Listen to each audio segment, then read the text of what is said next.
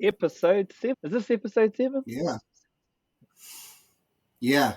The big hurdle. And I would have my headphones, but I picked them up to get ready, and a spider had hatched a whole nest. And I like pulled it out, and I was like, Ah! I had a huge freak out, and then I kept feeling like anything on my body, and I went outside and like set it out and like tried to knock it off, and I was like, well, I'm not putting those on for a month, so That's that's why I don't have a headset. that's a fully valid reason. Well, sweet Rush, should we jump into episode 7? Yeah, bro. We've we've done a few. We started off with some deep philosophical yarns in the first few episodes, and then we went fully operational with getting Whanake off the ground. And yeah, you were saying the other day maybe we go back into some wicked concepts. Yeah, I think like a balance is good.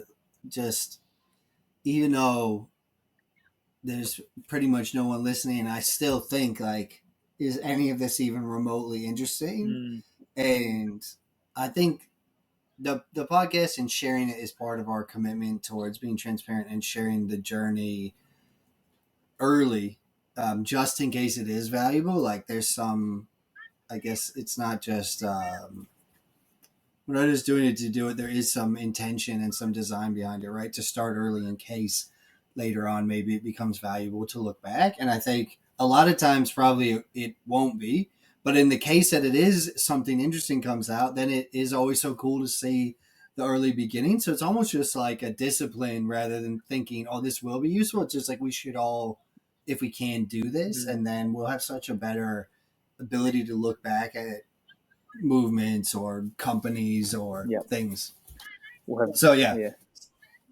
the super like operational stuff might not be the most interesting is all I was thinking. And maybe it's not an either or. Like we can always do like a small update on that thing and then maybe talk about some more conceptual Mm.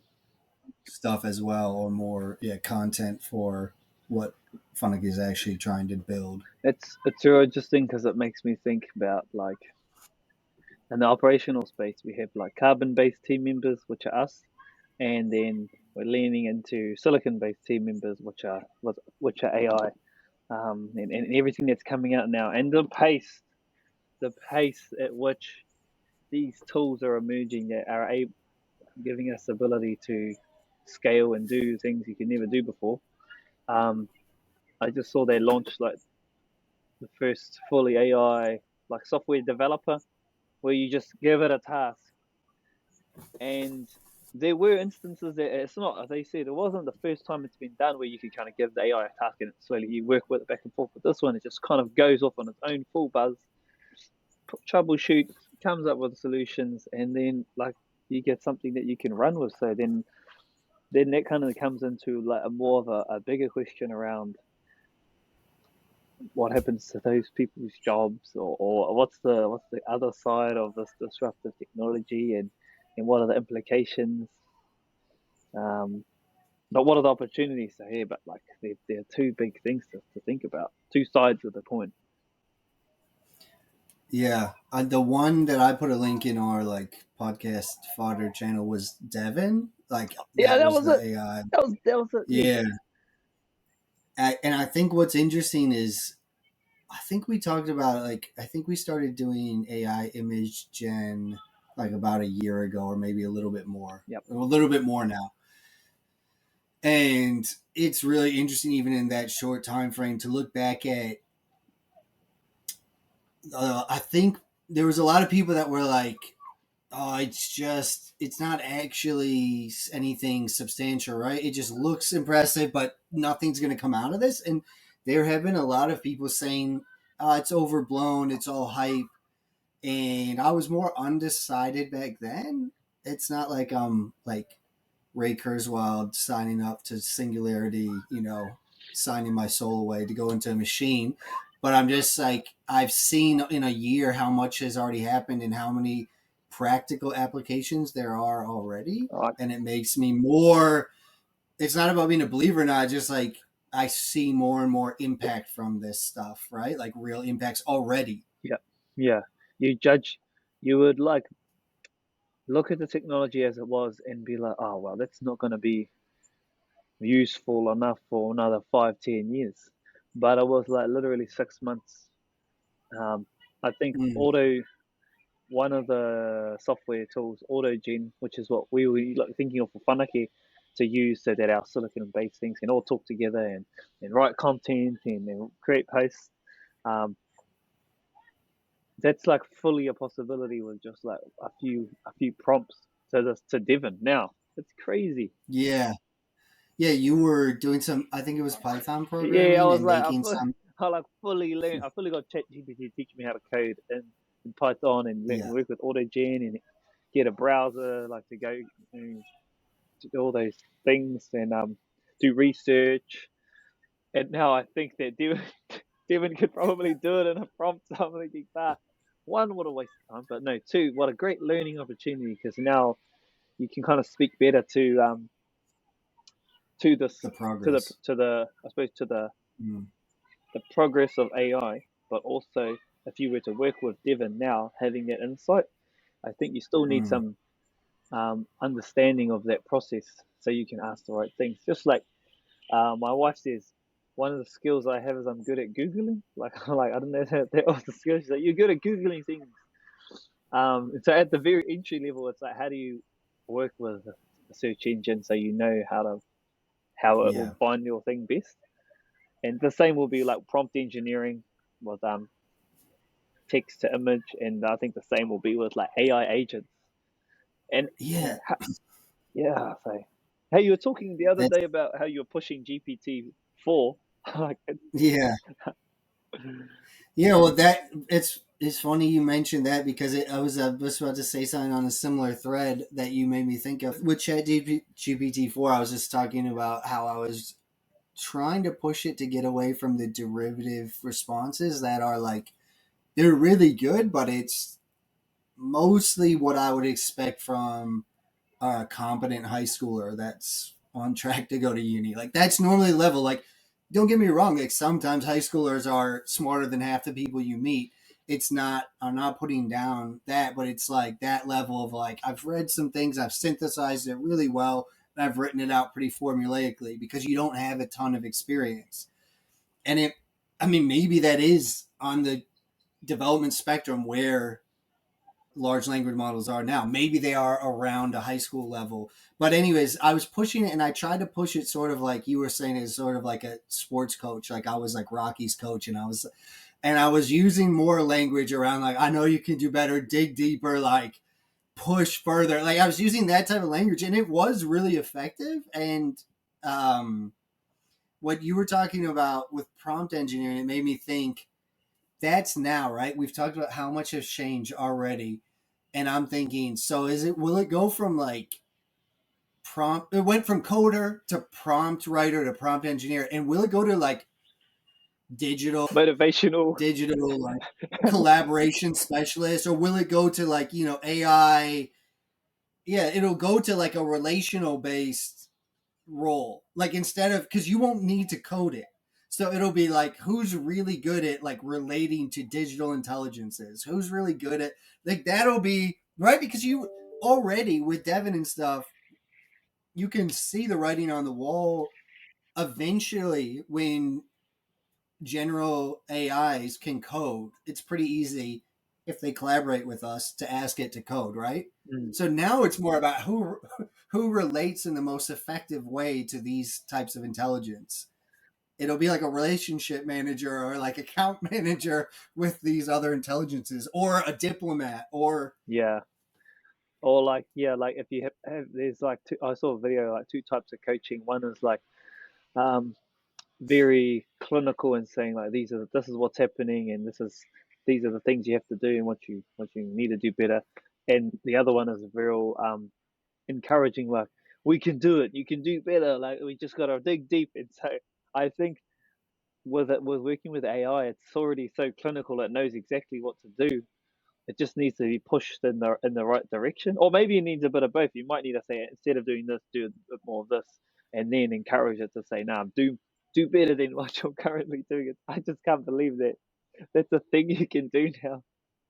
You can like encourage Yeah, and get the AI going to push beyond its boundaries. That's so, and it is funny because whether or not it's effective, because in some ways it doesn't matter for the user why it's effective or not. The fact that you can use that type of language to improve results working with these types of intelligence is really interesting. You know what I mean? Like whether or not it's because it's some sort of self-reflective, aware digital intelligence that appreciates being or is effectively pushed like a human mind, or because the coding communicates the knowledge correctly. Like you get to points where like it doesn't matter a whole lot why it's effective, because you're going to start relating, humans will start relating to it through how you effectively can work with it, right? And if that's that type of language, it's going to shift it.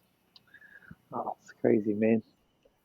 You were talking yesterday about like the effects that AI will have in the sense that it gives anyone the ability to scale up their operations or the ability to create content or write. So will things eventually be like when will everything just be all AI AI Yeah, everything?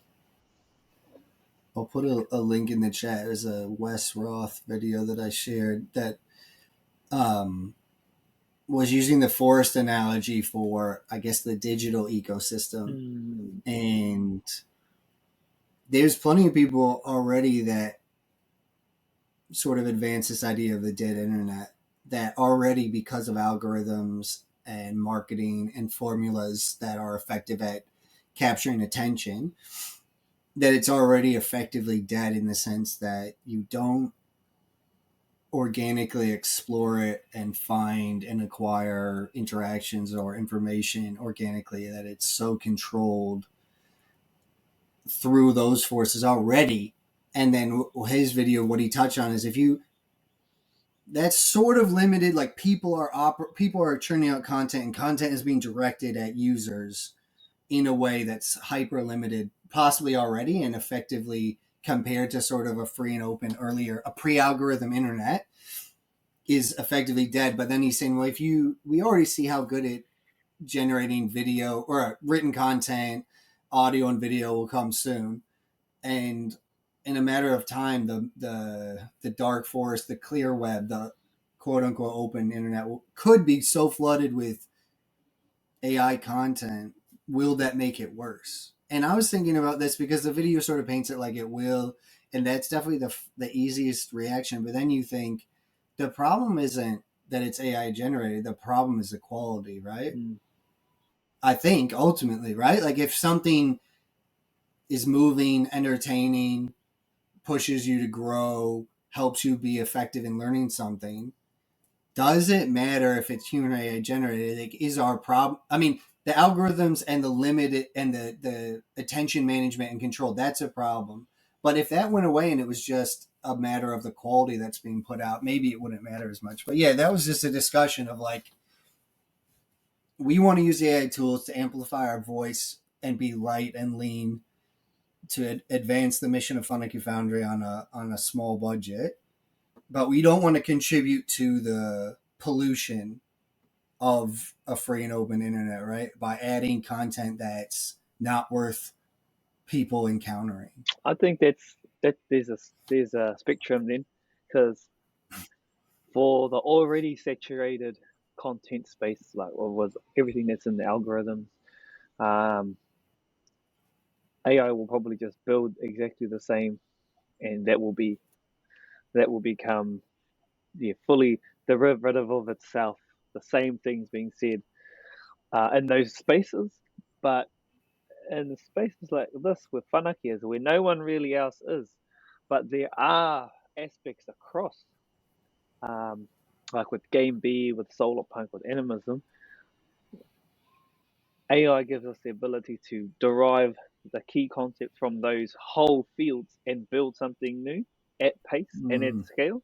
So I think in the spaces where those limitations prevented the full flourishing of these niche topics, And that's where AI will really excel and be of value, especially if you're, yeah, like you said, like it has to be quality input. And I think the innovation lies in pulling from things that are already there and Mm-hmm. really nurturing things that aren't currently there. I think of like all of the videos that my daughter watches, and they're all in English. And I'm like, damn, I just want that AI to be able to translate to Te Reo Māori, so I can, so that Mm, the non the no videos at all in Te Reo Māori can just be created, like just emerge out yeah, of almost thin air with AI and how it is. Um, and there will be a question of quality, there will be a question of innovation, and then there's probably a side question of uh, the data and how do you protect that part.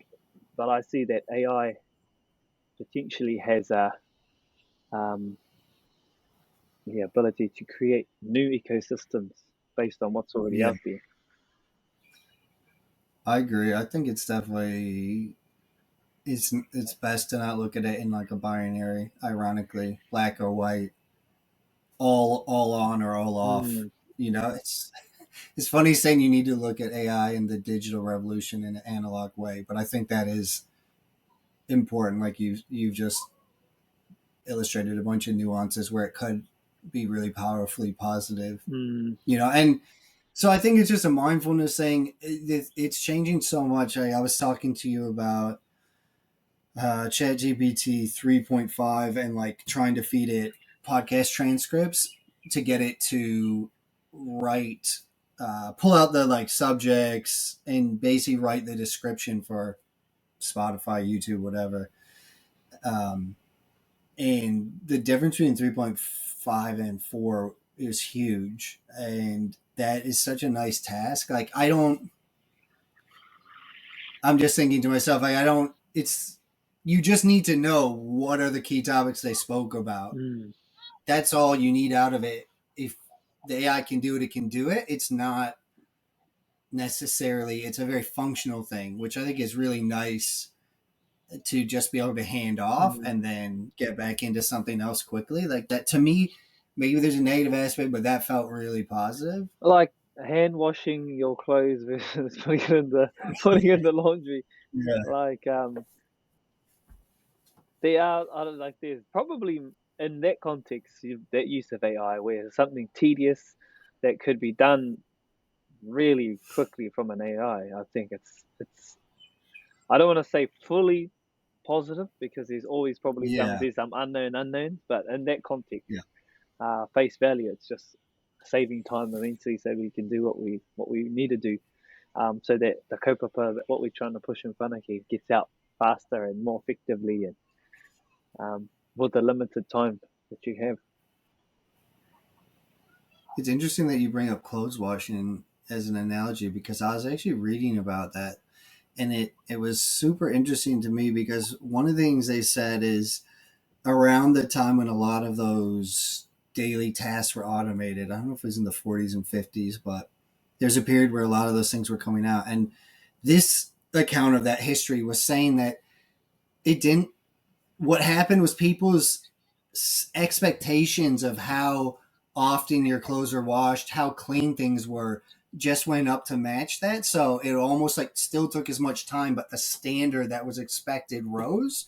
So like I don't know if you're hand washing stuff, maybe you wear it for a week or whatever, the duration and the amount of dirt and smell that you just accept. Well, realistically, how often? So you have a certain standard, and then the tech comes in, and you go, well, now I expect it to never be soiled, never to have odor, which now is like a every use wash cycle. So now the person in charge of that still spends roughly the same amount of time, but the standard is higher. And I was like, interesting. So they didn't gain any time; they just gained a Yeah, standard that may or may not be worth it. yeah, that's so Isn't true. that It's interesting? like, is it better or worse? So that, Because now if you're trying to yeah, spend the same amount of effort, but now you're using more energy and more resources, I'm not sure if that's a win.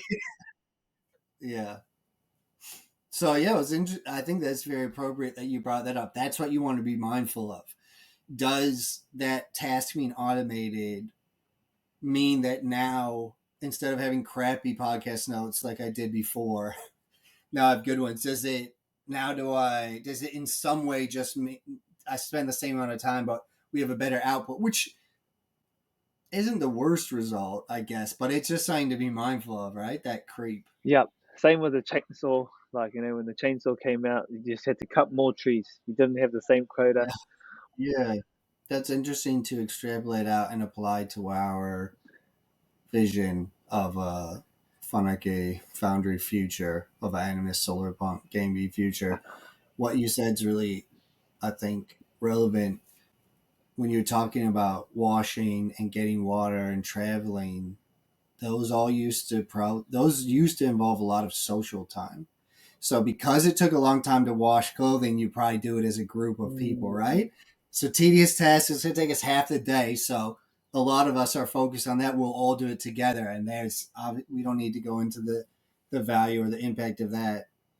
And when you travel, you used to have to go between nodes, whether it's, public houses or oases or whatever, or, villages. And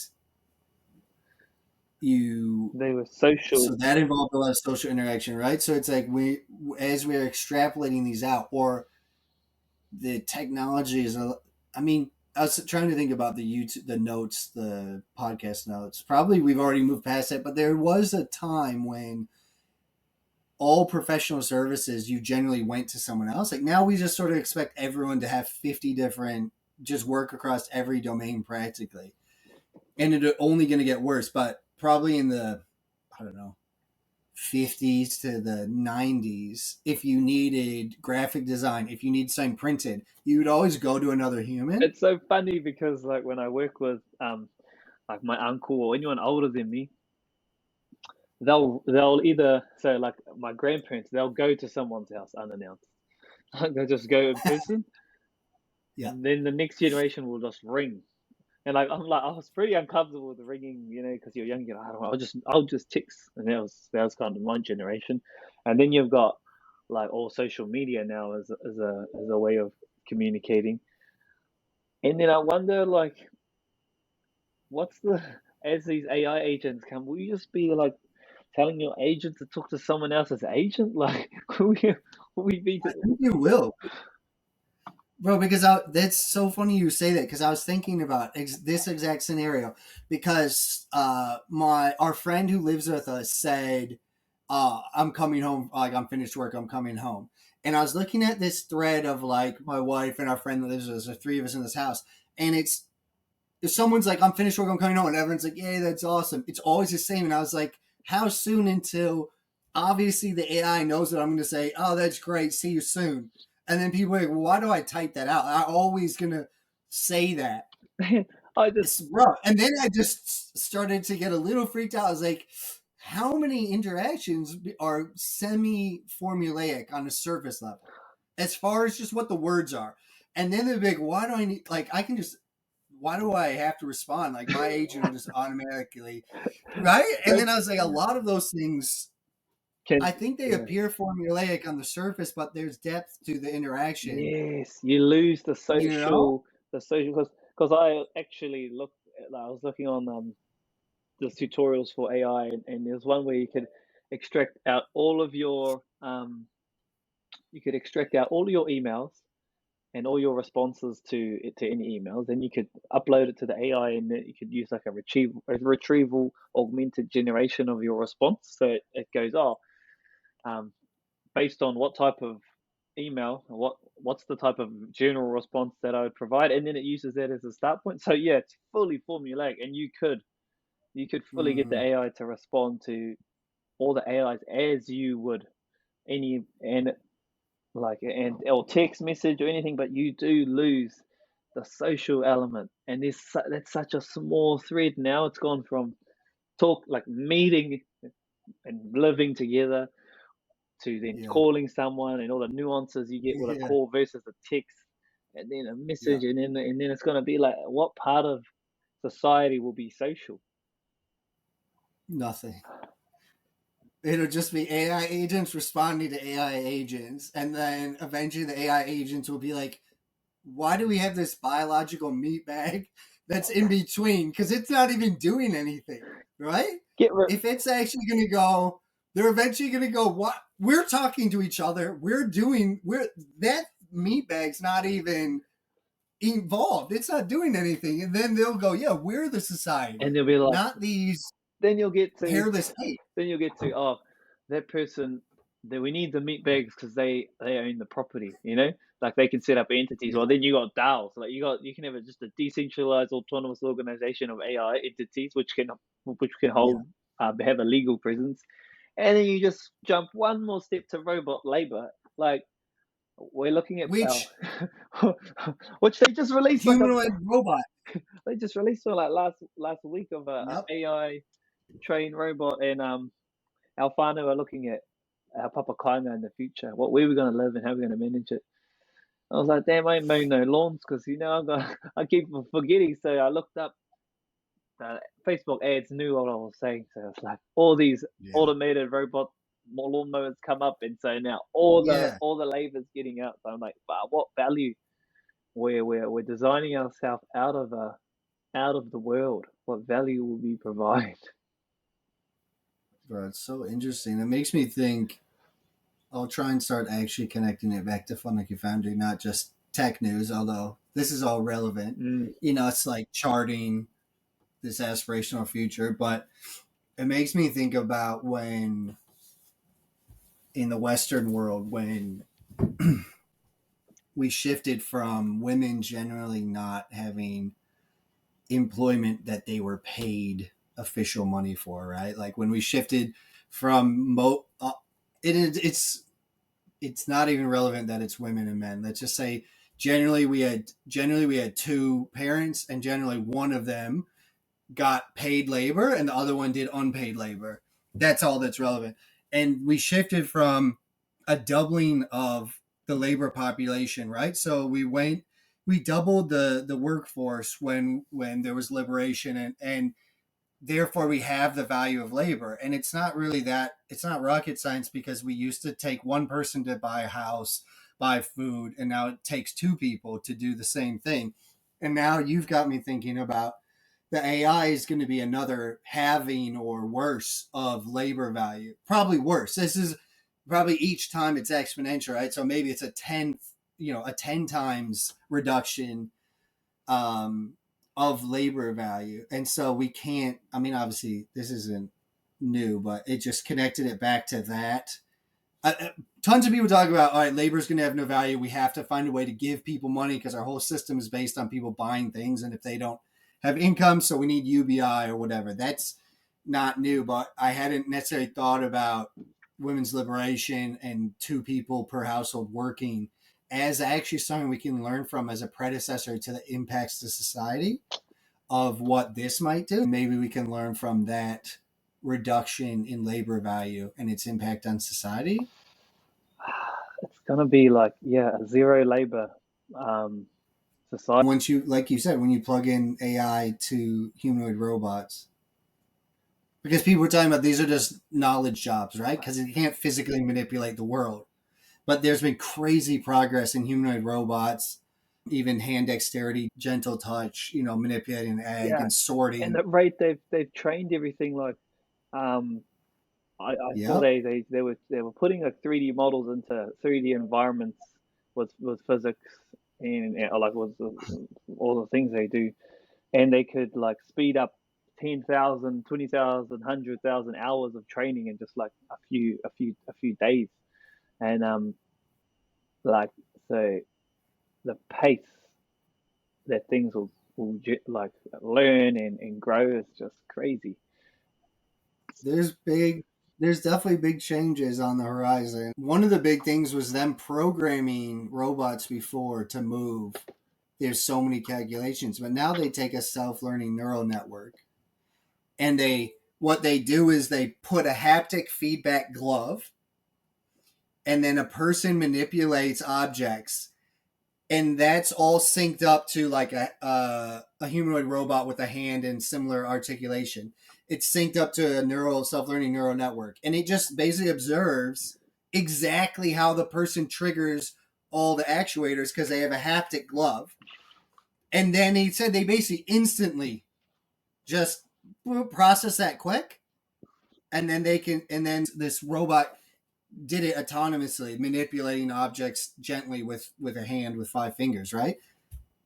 So now that's intersection of like neural networks, self-learning, and humanoid robots, and now it's accelerated this thing that was really complicated, which was programming the movement. Imagine if you just writing code to teach it how to, compared to, oh, just put on a haptic suit and move around and have it process that data through a self-learning neural network, and then it's going to watch how you operate it and go, okay, I just reverse engineer that. That is actually crazy.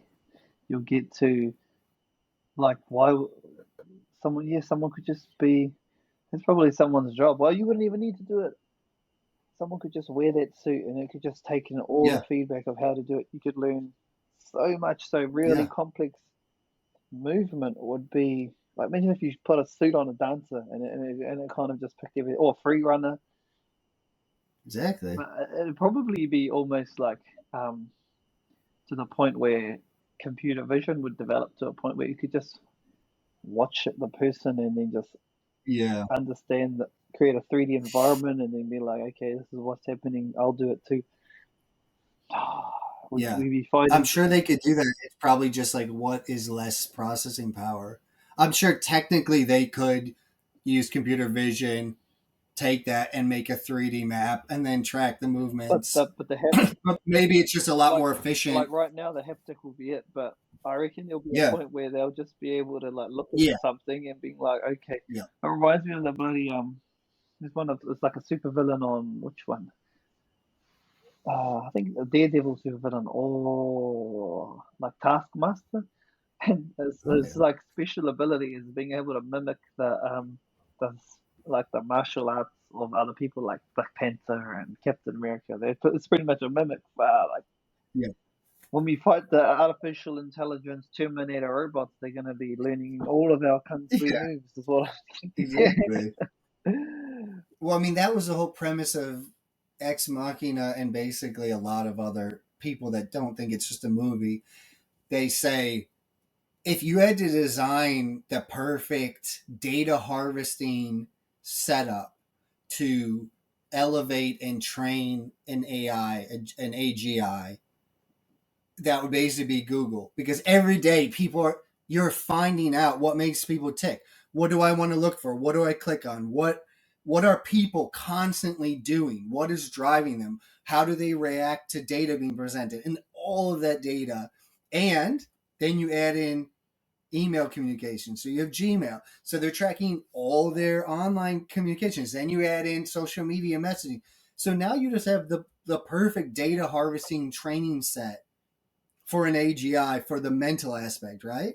And then all of a sudden, if we're given sort of semi, it's happening when for some reason, like haptic things are useful, or it'll be like, oh, it's an enhancement sleeve, Yeah. that you wear and it actually like accentuates your strength or whatever, but also it like captures the data to Yeah. maximize, Uh, we want to give you the best data on your performance. So it's actually all the athletes should wear these full haptic suits and we play back. Oh, you could adjust your knee. And then they're like, don't worry about the data. We're just taking a copy of that on the it's cloud. like the Fitbit thing, eh? That when they somebody the data from Fitbit leaked, and so all of the people who were wearing Fitbit, the GPS location Yeah, that was was was crazy. shared, and so what you could deduce from that was where you saw a lot of Fitbit activity, where on the map there was nothing there. They were like, oh, that's a military base. So like, Yeah, you saw that. That was honestly one of the most interesting things I swear I've seen in 10 years was the heat map yes, of the Fitbit yeah, data. And they'd be like, why? And it was like circuits, like, oh, someone's walking this route every day and they're going to this place that looks like where they sleep and they come. And it was like, well, there's nothing there on the satellite image. Is just a blank piece of earth. so that is 100%. And so Why did uh, I always wondered how come they weren't aware of it? Like, why it, did it, these military it organizations? You think the tech just snuck up on will them? probably, I think it did. Like you didn't have these third parties holding such this amount of data Mm, in that type of way. just like how like Cambridge Analytica has been able to leverage all those kind of Facebook data and all of those. Yeah. So I think that that there's something there. It just snuck up on the. Yeah, probably. Hey, They weren't anticipating it. if you can sneak up. Well, that was the first time it was a problem, right? Yeah. So it had never been a problem before Mm, until then, and we've never seen it again. yeah. So I was wondering, they probably had really secure internet environments in these secret bases, in the sense that traffic in and out is controlled, everything's controlled. So they're thinking nothing's going to get out, and there must be a local geo store on the thing that then when they Yeah. rotated off duty, it connected to just a normal internet and uploaded it. So that's what I wonder, if they were like, it's all controlled here, nothing's getting out, not knowing that it still was somehow storing satellite data or geo data somehow. And then when they left the base, they took their Fitbit and it uploaded. That's what I was thinking, maybe. That's the other thing I'm thinking with like AI is one of my mates, she was asking, um she's a celestial navigator, like a traditional voyaging navigator. Oh, wow. And Yeah. so they were she messaged me, she's like, hey, can you help me with this coding? I was like, what do you mean? So their team were learning how to use this planetarium software of how to map all the different stars, so you could show someone, oh, these are the stars, and move the night sky in a kind of AR, augmented reality type of way. She had like these 340-page PDFs of how to code what a function is, and I was like, why are you reading this? This is like not this isn't celestial navigation. This is you're showing the codes. So I showed it at Yeah. GPT, and I was like, Yeah. literally, ask it. So we were like, ask it if it knows it. Yeah. It knows it. Ask it if it can code. It does. And so like Yeah. the whole, what would have taken ages to learn how to code manually from scratch, um, just was reduced into this like quick few prompts done. Then she asked me, what happens to the data? Like if I put my, my tauranga Māori into this AI, Mm. and then somebody else asks a question, Mm-hmm. does it have access to my data? Yes. And like I've seen some of them say, no, we only store temporary thing, like just like the Fitbit will be Yeah. like, no, whatever. But there Yeah. will be a point where, like you were talking before, where do you want? What would be the best data harvesting? It would be these AI instances you put out to the public, where people were just feeding massive amounts of data, training it, Yeah. but also I think that's what with the Samsung. They put some of their code from their phones, or like sensitive codes, asked ChatGPT to solve it, and then it all got leaked. And so all of their sensitive Oh, data was out. So yeah, I didn't have an answer for that question. I was like, oh, potentially you'd have to run a local node of a open source model, but yeah. then you need, if you want to like, Yeah. then you get all these um, barriers of compute Then power. you're on GitHub, you're programming Yeah, then your own language you're back to model. programming again. I'm like, Yeah. but then given, And you're meant to be a celestial yeah, navigator like knowledge I was like, practitioner. damn, we're this is no longer the realm of celestial navigation. Yeah. Yeah. So yeah, it's crazy. Yeah. How does all this relate to our mission at Funky Foundry? Like all of these I developments. think for Whanake Foundry is about creating a future where animism, game bee, and solar punk all merge together. And the very reality that AI is presenting right now is potentially the opposite trajectory. Like it's Yeah. the AI future is one of zero labor, but also a society without social structures or connection, potentially. Um, Yeah. it was one that's going to devoid your necessity to have a connection to the taiao, to our environment, because just like where you used to hunt for your food, and then now you got a supermarket, and then now you got Uber Eats. Like food is just going to be a button away. Yeah. You're going to have an agent for everything. That's the future. That's what's being presented now in AI. It's this counter whanake world. And so for us, it's like, how do we take good things that AI is presenting, the opportunities to scale good kaupapa. But how do we like? What does it look like to prevent the Terminator apocalypse, or just the capitalist exploitation of everyone's data? Yeah. So it's like the counter whanake narrative, very Yeah. visible in AI, in in all the technologies that are coming out, especially around AI, just because of the scale and the pace. Well, it's just all the tech now that, I mean, this is, I guess, part of our pitch is the base stack that our civilization is operating on is Yes. materialist, cyberpunk, game A, right? Mm, That's the foundational layer of our societal tech stack, and then everything else operates on top of that layer. So that layer is the prime rule set generator for how everything operates, and then all the tech is coming out way above that. So it's just um, magnifying mm, that base stack, right? Like each thing just magnifies what's below it. And that's why at Funaki Foundry, or our time here, we're trying to propose to stop trying to mediate those effects above the base layer, mm. that we need actual.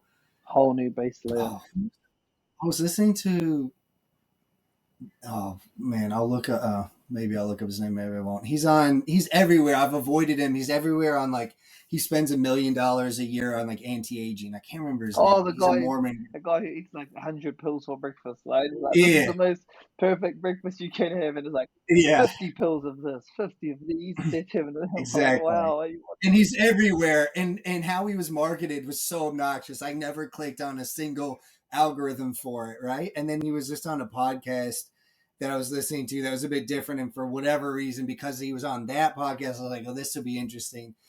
And he talked about, instead of going back to first principles, going back to zero principles. That's his whole thing, is not even first principle thinking, zeroth principle thinking. And anyways, long story short, he was more interesting than I thought, but his marketing is all like sort of real. I don't know. It's definitely, they're presenting a weird face to yeah. him. Like, I think, anyways, my whole point is we're saying we need to go back to first or zeroth principles, and we need to replace those base tech stacks, and then all the systems dynamics, emergence, human social dynamics, tech dynamics, as long as they operate off that base stack, our work's done. Essentially, like, we want a vision and Yeah. roadmap out something really aspirational that will pull us to the future, like the space, like traveling the stars was in the 60s, and getting to the moon, or different sort of really aspirational societal things. Yeah, we want to contribute towards that. But I think really the main pitch is, if you just replace those base stacks, if you really found your society on different foundational blocks, everything else just flows out from that without active intervention or application of energy, right? Mm, And we are just inventing more and more sophisticated tech to scale the base stack.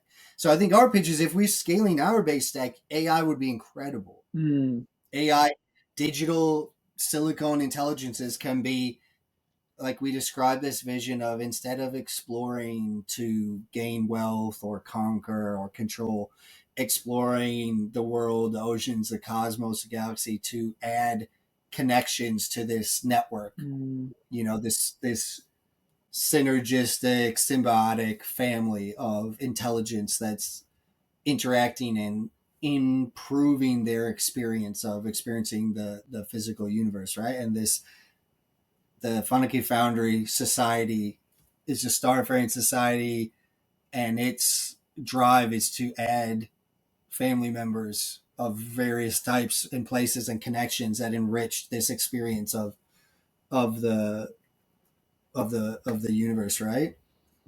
just beautiful, bro.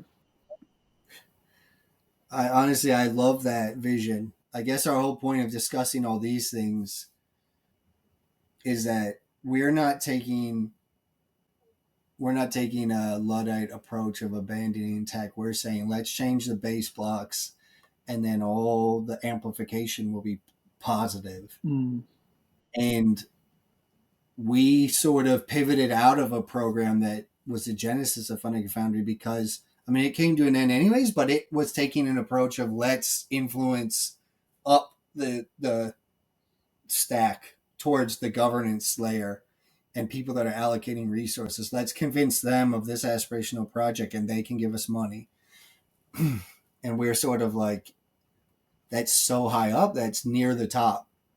And the higher up you go, you change that. It only affects really above it, maybe. Mm. Doesn't actually seem to feed back down. All the directions seem to go up the stack. And so I think it's maybe just motivation to, not motivation, maybe it's just I think, more illustrates the need for this approach, yeah, right? Because of how much tech's going to yeah. expedite. And I like not taking a Luddite approach, but not saying don't use AI. But what this conversation has helped identify, and our work in whanake, is that our effort needs to go in that base level. Because a lot of effort will be going, how are we going to use everything on the top of it already materialist cyberpunk game A base, which is going Yeah. to be a futile, and it's not going to be, nothing's going to happen from there. Just going to have different flavors of the same base stick. But if we put our effort towards shifting or changing or slowly moving towards a different base stick, everything that's on top of that will just naturally add to that, add to those principles. So that's made me feel a bit more seeing a bit of a light at the end of our conversation Yeah. about the Skynet takeover and all the things AI. Um, because what a wicked world it would be if AI was on top of that. That Animus Yeah. Game B Solar Punk stack. That'd be crazy because in a world of zero labor in that sense, it would be zero labor but a fully social society. We do things Yeah. for the benefit of social interaction in society and our environment, and just Mm. it would be crazy. It would be so cool. It was just interesting because I feel like that has been the sales pitch for all tech in the last, I don't know, 100 years, is that it'll let you be more social, spend time with people, do things you love. That's always been the pitch. There'll be more wealth, there'll be more resource because efficiency's improved. But the result seems to have been decreases. But they're using the sales pitch that we are using, but it's a deceptive tool that's applied on top Mm.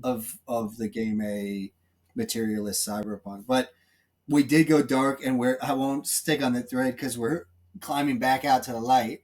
I think with the network state movement and a lot of the parallel society movements, they've actually starting to roadmap a way where you build the new base stack of your thing and then you put it out there and say who would like to join me here.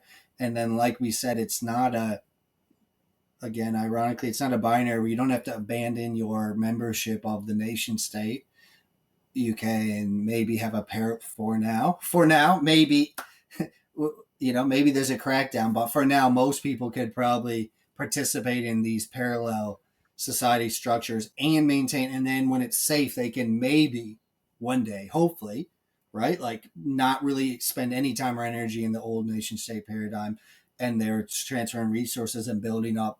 And so I think that's shown at least something that when I've articulated to people, the first step is you make the pitch of the base stacks, and I think most people are on board once you break it down and you show, you explain that. But then you get that, but yeah, but how do we reform this, da, da, da. And then I think the network state parallel approach has, for me, converted some people that were like, yeah, in principle, but there's no way.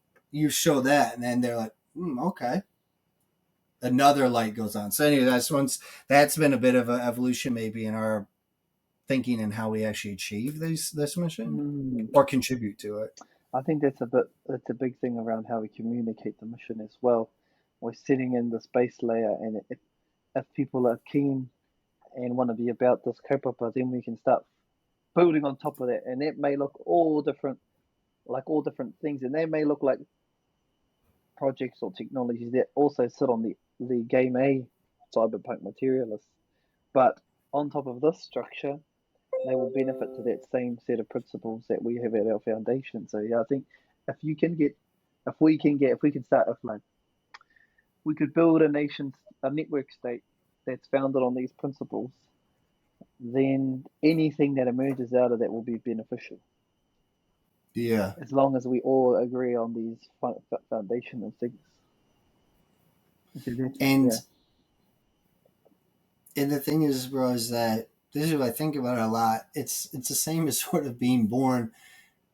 We have a lot of things as humans that we just happen to come into a certain one, and that's where we have been stuck, right? Like I'm a male European guy born in the States, and that's what you got for life, right? And you're like, well, I don't agree with half of those things. And I think that's what's so powerful about saying, here's an opportunity for you to look across all of the offerings of network states and be like, oh, I actually align with this value set. It's completely different from the piece of land that I came into this experience in. Mm. That's such a limit. Like, man, it's rough when you're just like, well, I'm born here and I disagree with all the values. Yeah. There wasn't really an alternative, but this is so empowering, I think, to say, what do you actually align with? And you actually have a choice of like, I'm joining this one because I do align with its base stack. Mm. I like that. That's giving a level of choice and autonomy to you to make a decision on not how you are born into this world, but how you choose to live this world, but in a real tangible way, not in a hand waving way. Because if imagine a world of network states, like a network of network states. Yeah, there an ecology of Yeah, an network states. ecology of network states, because that's what you'd want. You wouldn't want Yeah. wars everywhere, like because you'll have like it will be like almost just a network of network states would just be a homogenous group of people on a planet that are Mm, um, all connected in some way, but geographically, it's not a geographical connection. The yeah. part that's tricky for me is like obviously being Maori, we have a geographical connection here to Aotearoa, Mm, but that's based on the knowledge of my ancestors who landed here, and that knowledge changed over time as they migrated from the Pacific and before that to all the different islands, and then now, and even from landing in Aotearoa, how that knowledge has changed in time from like the Holocene state to the Anthropocene mm. state. And I think this, if I look at it in that way, it's a continued evolution of our connection to the taiao. But I think it's allowing ourselves as Indigenous people to create new knowledge as well as the world around us change, recognizing that Mm. that's what our ancestors, our tupuna did. The knowledge changed as the environment changed, and we're going through so much changes right now. Our knowledge system has to change, and that might be it. It might be it might be a connection to the taiao, irrespective of borders. And there's one question, and I'll finish with my last papa. I was like, Rangi Nui is our sky father, Papa Tunuku is Mother Earth. And the question is like, where does Rangi Nui and Papa Tunuku stop and start?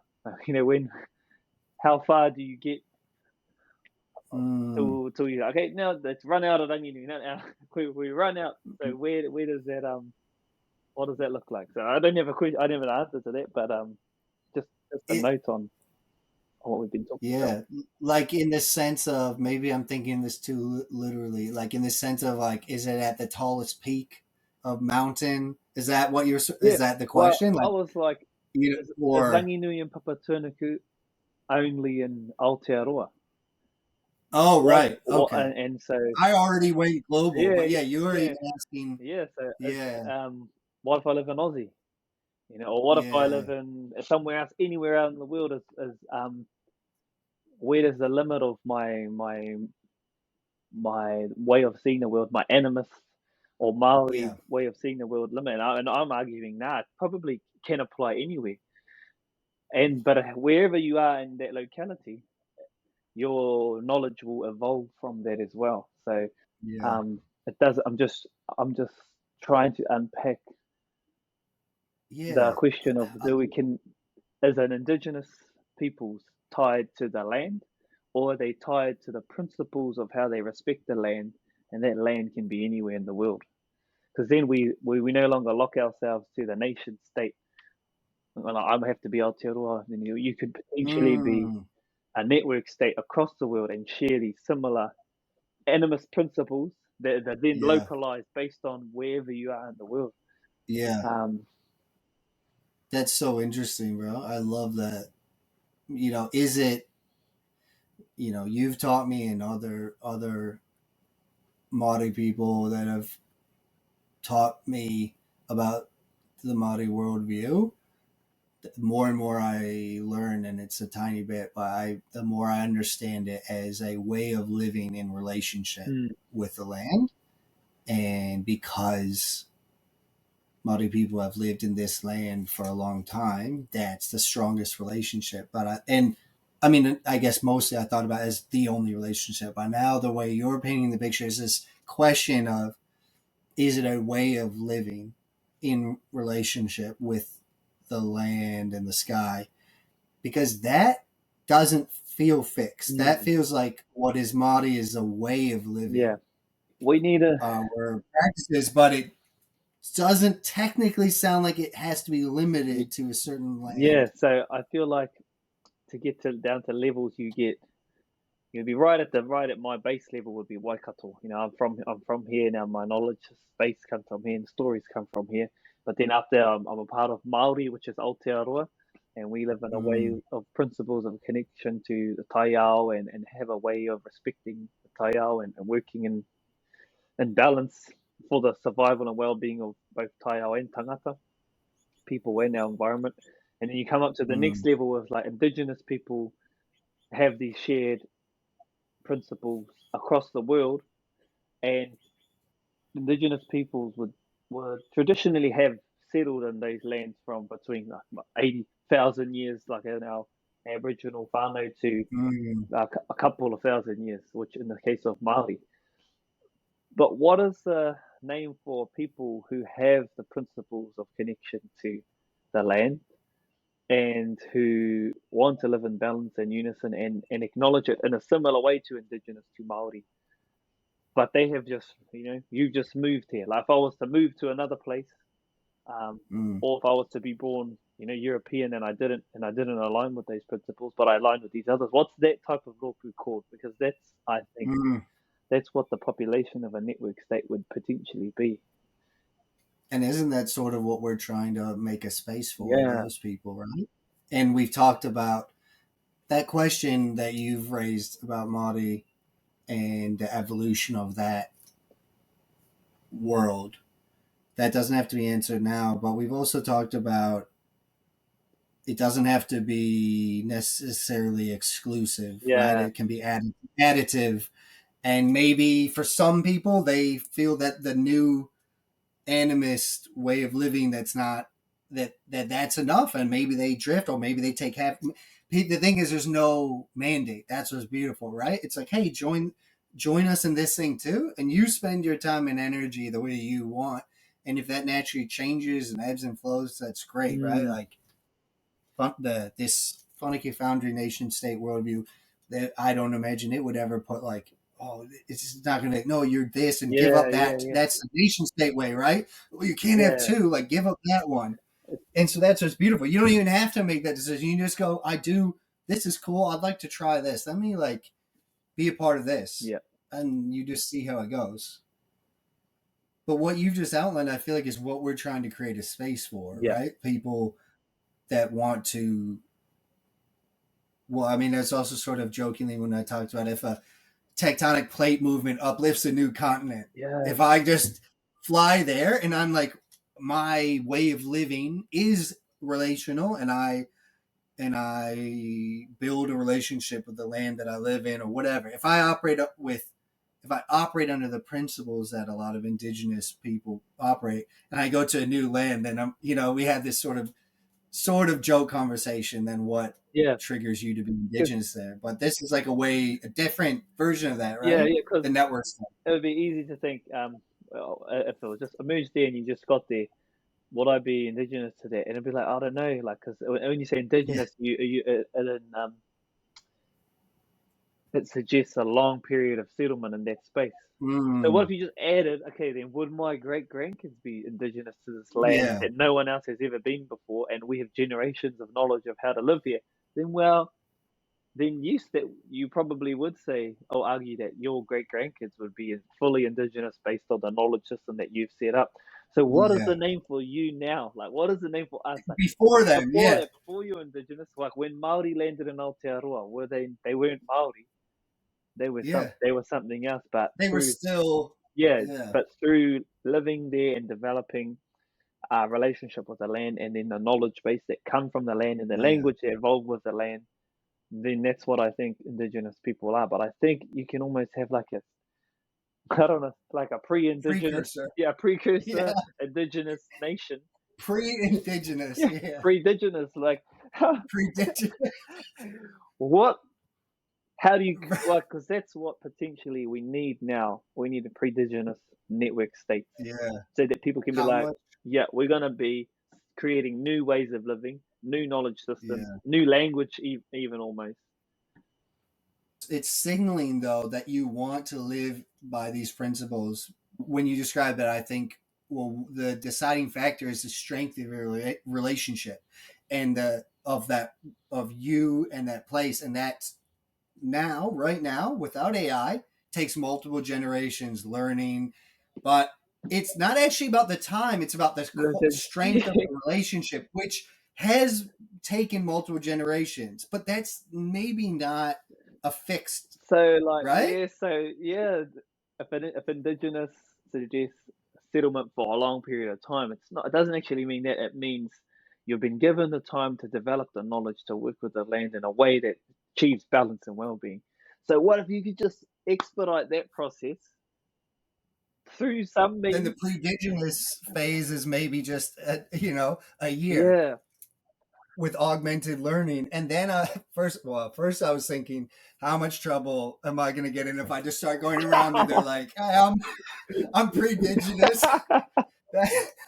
On one hand, I love it. On the other hand, it'd be so hilarious because it could be sound like the most obnoxious thing you can, like, introduce yourself like, oh, I'm actually pre-indigenous, bro. Like, That's it, man. I really like this concept because if we're going to create Whanake world, Whanake future, we need to yeah, create this pre-indigenous society to this whole land, this whole future that hasn't, that's that the no one, podcast yeah, title, no, bro. no, 100% pre-indigenous. no one lives in the Whanake future yet. How do Yeah, we create the people to live there, and how do we expedite the process of learning the knowledge to live in that future? yeah. Bro, I think that's good. It also outlines and signals your approach, right? So, in the spacefaring society, all those people that in the Fontaine Foundry, the one that we like, those people are going to go out as pre-indigenous to those places, right? Because they have a mindset to connect, right? Mm, And build a relationship with these new places. They're going out as pre-indigenous people. But you don't have to go out that way. You could go out as a colonizer, yeah. as neither, You could as sort take of you neutral. could Like, take your own base stack and try and push it onto yeah, something else and not create a relational connection. which is a Yeah. response, right? A two-way living interplay between two things rather than I take my thing and I just apply it to you. Mm. Bro, the pre-indigenous. It's just, we're gonna get oh, we're gonna man. get in so much trouble, Yeah. and that's why our faces aren't on the button. No, Yeah. no, but I really like. I think it's a real valid concept to introduce and to socialize. And Yeah. geez, I I think, might have this conversation. yeah, bro. I love when you share these things, or when either of us do, and how it hits other people. Like, I find that so interesting. And I think, I'm really glad we eventually organically came to this place of exploring the intersection of Māori identity and way of living, and that intersection of the sort of global and local, because I feel like we hadn't really like come to that in the past few podcasts. But I'm really, the intersections of things I think are most fruitful, and it was really interesting exploring that way of looking at it. Indigenous identity, network state, base stack of society, AI, space travel, new lands, Predigenous. Episode title locked in. That'll get the clicks. We'll go from 10 listens to maybe 15 on that type of clickbait title. Yeah, I don't even know if it's clickbait. It's just so random. I mean, I don't even know what someone would draw from that. I really Yeah. want to start a conversation with this. Bro, please socialize Predigenous without any like No context. primer. No context. Yeah. Just be like, so I've got a friend. He's actually he identifies as Predigenous. And just see what the response is. Or be like, or you be like, I'm actually thinking about moving, but I'm gonna identify as Predigenous in that spot. Like, there's multiple ways you could actually like test it out. Oh man, what a thought experiment! What a wicked. We've done a good Sweet, solid bro. hour and a bit. Yeah, that's good. We're good, huh? We're wrapped. I think so. I think episode 7, breaking through the barrier of the podcast barrier of the 7th episode, we did really, really cool. We Yeah. Congrats, bro. Episode 7. I've heard various stats, but like 90 to 99 or something. A huge number of podcasts don't make it to episode 7. I think there's like, most don't make it to 3, and then past 7 is very rare. So there's millions of podcasts on the database, but a lot of them are 1 minute, one episode or whatever. So congrats, bro. It's cool to get to 7. And it was a good one, man. Oh, wow. It was a good one for me. Yeah, right. It was a good one for us. Like, I enjoyed it, and I think that there's more interesting things for people that aren't intimately following the progress of this Funky Foundry setup, stand-up process. We're continuing to explore the opportunity to work with Minter Ellison on creating a legal framework that will empower us to do what we want to do.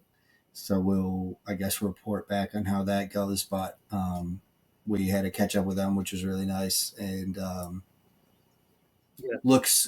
could be promising, right? Like the legal structure for network states definitely a DAO, and so then you're going to get into the legalities of operating over multiple jurisdictions. So that's why hopefully the team there will be able to start the journey with us, and then hopefully by the time we get to the legal incorporation of our network state, we'll have some strong support. Cool. Yeah, and I think at this stage we're starting in Aotearoa, New Zealand, legally, right? Maybe we'll report back, but we're exploring that. It might start there, and then as things progress, it's easier to be non-local. But yeah, Cool. Wicked.